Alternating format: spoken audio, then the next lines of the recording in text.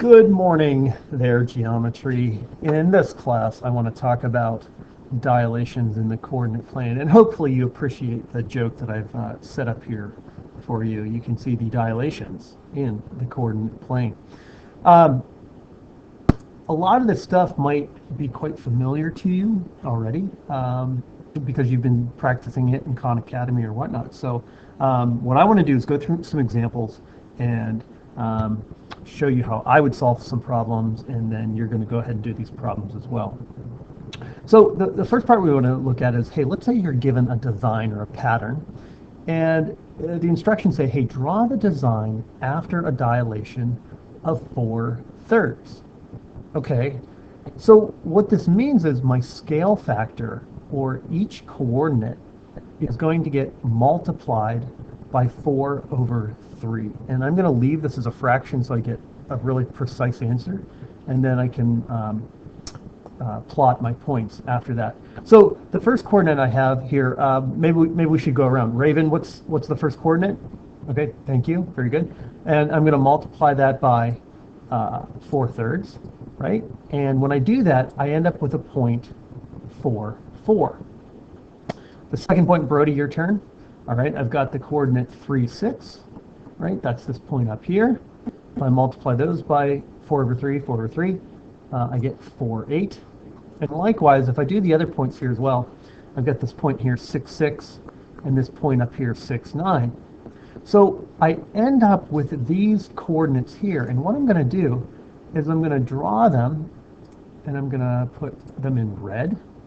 Okay, you guys like the color red, right? Let me ask Lindy, what color do you want? Purple? Okay, I can do purple. Great, so now I've selected purple, and I'm going to plot these points. So I go 4, 4, which is right here, and I'm going 4, 4 to 8, 8. So this is 6, 7, 8, 6, 7, 8. So I go to there, and then I go from 8, 8 to 4, 8. So doing a zigzag, right? Like that one. And finally, from 4, 8 up to 8, 12. So that's 10. I'm just going to have to estimate this. 11, 12. And you can see that my purple zigzag got 4/3 bigger from my blue zigzag. What I want you to do now is try the first two problems on your worksheet. You're going to pause the video, try these two problems, and then we'll go through the answers together. All right, we're back from our break. Thumbs up if you're ready to go. Jack, was that a thumbs up? Okay, thumbs up from Jack. Okay, here we go. So the first one, here's my, I'm going to call it's my pre-image, and I'm going to dilate it by a scale factor of 3, 2.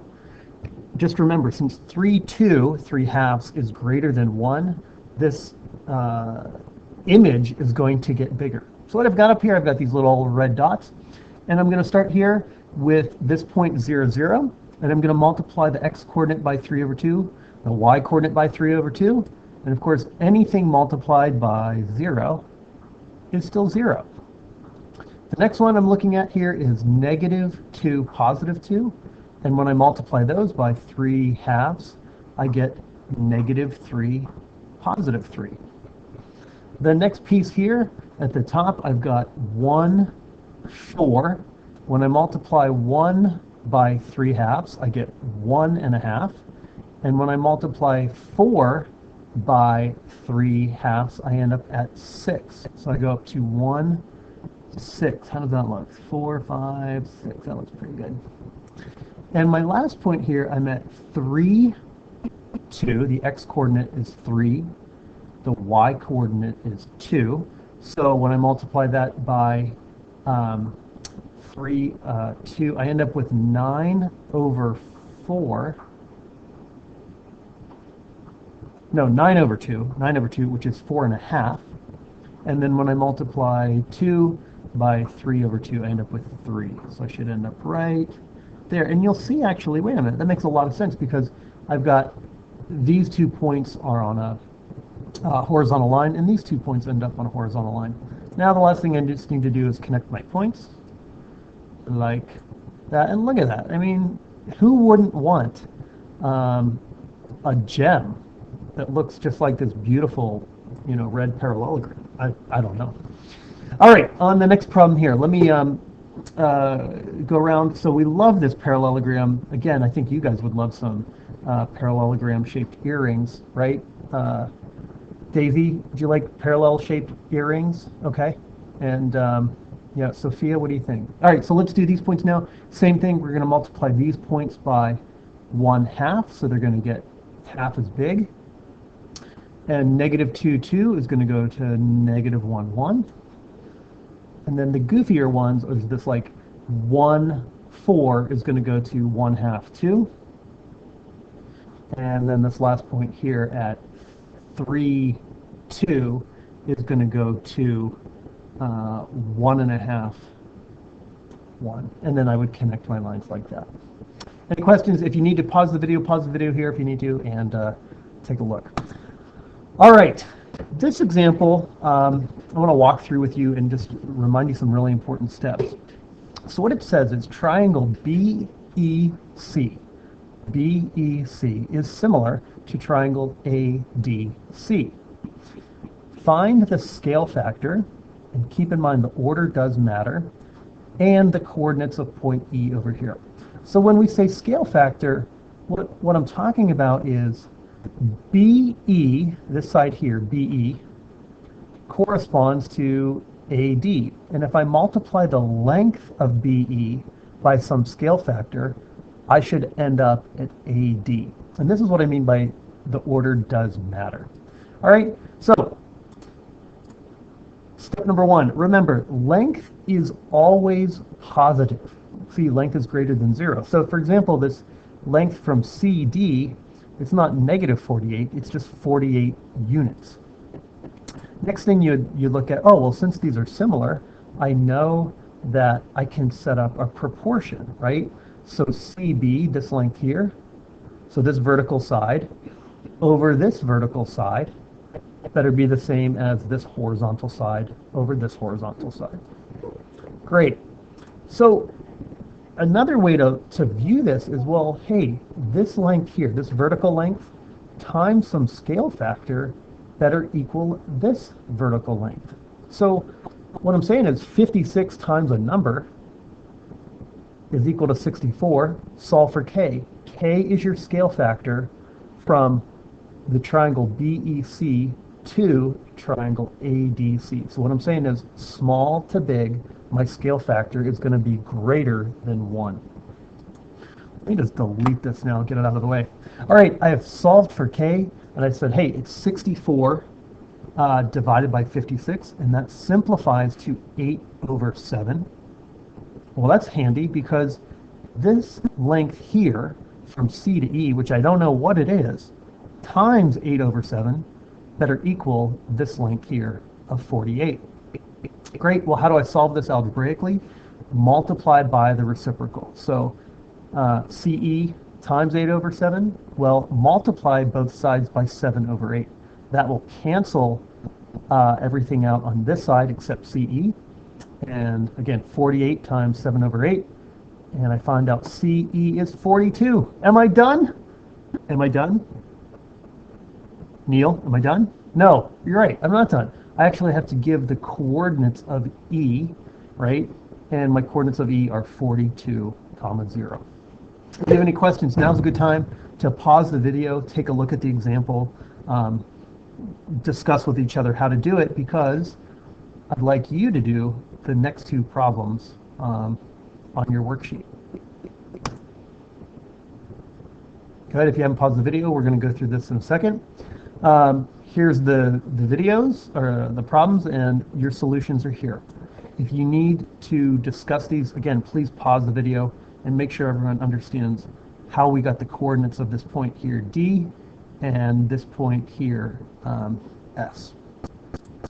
The last example I want to walk through says prove that A prime, B prime, C prime, right, the image, is similar to the pre-image after a dilation of 2. Because this whole time we've been saying, well, of course it's going to be similar. We're applying the same scale factor. But And we really just want to take it one step further and recognize that there's three ways in which we can prove two triangles similar. And that's either we know that two of their angles are similar, we know all three sides are proportional, or we know two sides and an included angle are proportional. So let's take a look at the example here. So I've got these 3 points, A, B, and C, and I've listed their coordinates. And I'm multiplying the x and y coordinates by a scale factor of 2. So I end up with these little yellow dots. So at this point, I hope you're pretty comfortable with how to apply a scale factor and find a scale factor.